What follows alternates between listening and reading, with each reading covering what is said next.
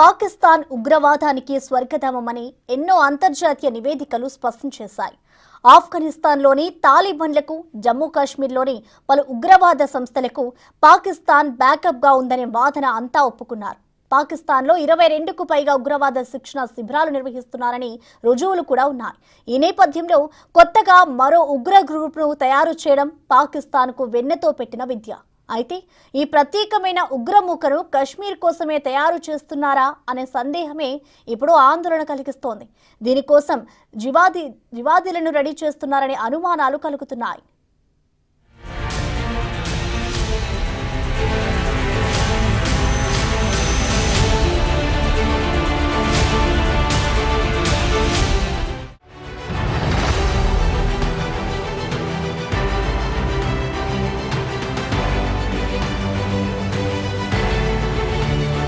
పాకిస్తాన్లో ఉగ్రవాద శిబిరాలు నడుస్తున్నాయని, వాటిపై పాక్ ప్రభుత్వం ఎలాంటి చర్యలు తీసుకోవట్లేదని భారత్ ఎప్పటి నుండో ఆరోపిస్తోంది. పాకిస్తాన్లో 22 ఉగ్రవాద శిక్షణ శిబిరాలు నడుస్తున్నాయని, వాటిలో 9 మసూద్ అజార్ స్థాపించిన జైషే మెహ్మద్ ఉగ్రవాద సంస్థకు చెందినవేనని గతంలోనే భారత్ వెల్లడించింది. సరిహద్దును దాటి భారత భూభాగంలోకొచ్చి ఉగ్రదాడులు చేయటానికి ఈ విధంగా పాక్ ప్రభుత్వం సహకరిస్తోందని పేర్కొంది. అయినా పాక్ మాత్రం ఏమీ తెలియనట్లు నటిస్తోంది. పాకిస్తాన్ ఉగ్రవాదానికి అంతర్జాతీయ కేంద్రంగా ఉందని ఎన్నో నివేదికలు వెల్లడించాయి. భూమి మీద అత్యంత ప్రమాదకరమైన ప్రదేశంగా వర్ణించబడి పాకిస్తాన్ సెమీ అటానమస్ గిరిజన ప్రాంతం, వాయువ్య పాకిస్తాన్లోని శుష్క పర్వత ప్రాంతం దీనికి కేంద్రంగా ఉన్నట్లు అంతర్జాతీయ నివేదికలు రూఢి చేశాయి. పాకిస్తానీ తీవ్రవాదులు ఇస్లామిక్ ప్రపంచంలోని జిహాదీలతో పాటు సైద్ధాంతిక బోధన కోసం యునైటెడ్ స్టేట్స్, యూరప్ నుండి కూడా ముస్లిం రాడికల్స్ ఇక్కడికొస్తారని నిఘా రిపోర్టులు చెప్తున్నాయి. పాకిస్తాన్ ఉగ్రవాదులకు స్వర్గధామంగా పనిచేస్తుందన్నది వీటి సారాంశం. ఈ ఉగ్రమూకలు పాకిస్తాన్లోనే కాక భారత్ వంటి స్వదేశాల్లో కూడా తీవ్రవాద దాడులకు పన్నాగం పన్నుతున్నాయి.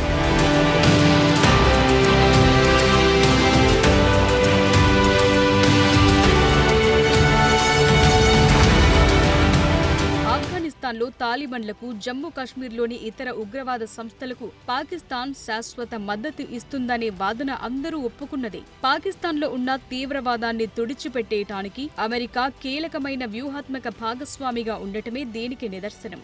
అనేక రకాల మిలిటెంట్ గ్రూపులు పాకిస్తాన్ లోపల బయట పనిచేస్తున్నాయి.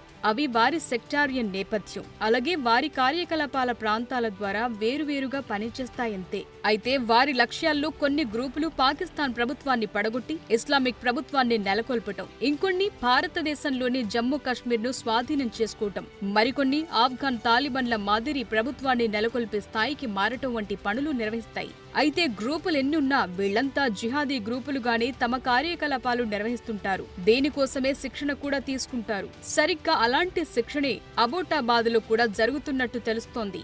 ఇందులో భాగంగా ఒక పూర్తి స్థాయి జిహాదీ తీవ్రవాదిని తయారు చేయటానికి శిక్షణ ఇస్తున్నట్లు నిఘా వర్గాలు అనుమానిస్తున్నాయి.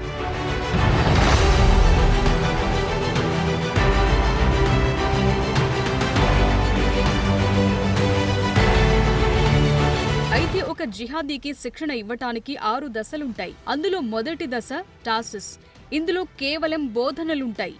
ఇందులో సైనిక నైపుణ్యాల వంటివి చెప్పరు. ఇది శిక్షణ తీసుకుంటున్న వారిలో మతపరమైన సెక్టారియన్ ఉద్వేగాన్ని నింపే సమయం. ఈ దశ సాధారణంగా 1 నెలుంటుంది. ఉదాహరణకు లష్కర్-ఎ-తోయిబా రిక్రూట్మెంట్లను అల్-ఎ-హదీద్ బోధనలకు మార్చటానికి ఈ దశను ఉపయోగిస్తారు. బోధన దశ తరువాత వచ్చేది అల్-రాత్. ఇందులో 3 నెలలు బోధన ఇస్తూనే సైనిక శిక్షణలో శిక్షణ పొందిన వారి పరిచయం కూడా ఉంటుంది. అయితే ఈ దశలోనే ఉగ్రవాద సంస్థలు ట్రైనింగ్లో కొందరిని సెలెక్ట్ చేసుకుంటారని తెలుస్తోంది.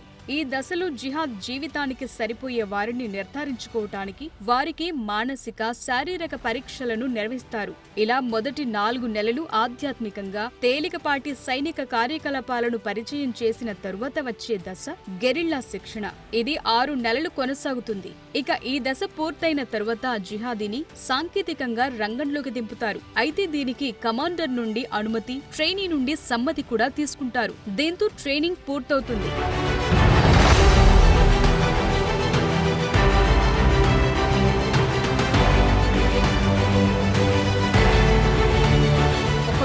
ట్రైనీకి మరింత ప్రత్యేక శిక్షణ అవసరమైతే ఆ ఉగ్రవాదిని దోష్కా జాన్లాకు అనే అడ్వాన్స్డ్ లెవెల్ కు పంపుతారు.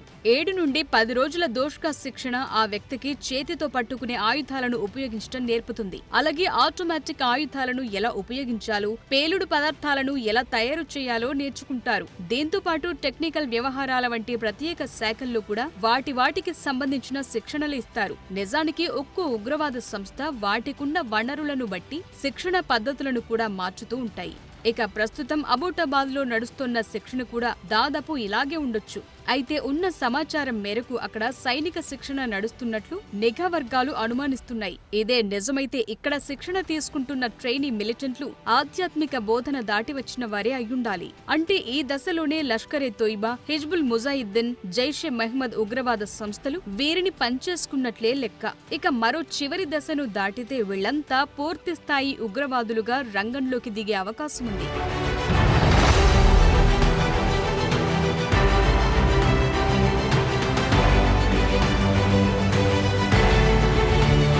అయితే కశ్మీర్ లోయపై దృష్టి కేంద్రీకరించి అక్కడ తీవ్రవాద గ్రూపులను తయారు చేసి వారిలో చాలా మందిని ఉగ్రవాదులుగా మార్చే సమూహాలు ప్రధానంగా 4 ఉన్నాయి. అవి జమాతే ఇస్లామీ, హిజ్బుల్ ముజాహిద్దీన్, జైషే మొహమ్మద్, లష్కరే తోయిబా. ఇందులో జమాతే ఇస్లామీ ఇస్లామిక్ రాజకీయ పార్టీగా బ్రిటిష్ ఇండియాలో స్థాపించారు. అయితే మిగిలిన 3 ఉగ్ర సంస్థలు కశ్మీర్ కేంద్రంగానే ఏర్పడిన కరుడుగట్టిన తీవ్రవాదులు స్థాపించిన సంస్థలు.